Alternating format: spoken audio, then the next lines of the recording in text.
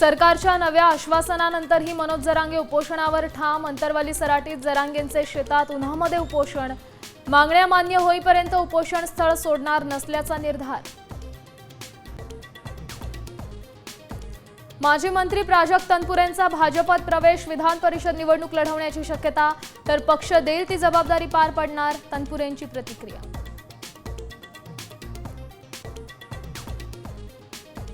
पुण्यात विषारी दारूचे 22 बळी, 6 पोलिसांवर निलंबनाची कारवाई, तर राज्य उत्पादन शुल्क विभागातील 13 जणांवरही कारवाई।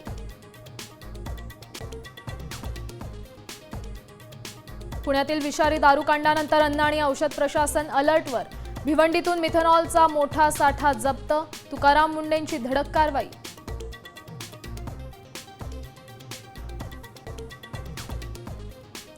मुंबईत सीएनजी 2 रुपयांनी महागलं, तर पीएनजीच्या दरात 50 पैशांची वाढ। रिक्षा टॅक्सी भाडेवाढ होण्याची शक्यता। राजस्थानमध्ये निसर्गाचा रौद्र अवतार सुरू आणि श्रीगंगानगर जिल्ह्यात धुळीचं भीषण वादळ। ताशी 70 किलोमीटर वेगानं वादळी वारे।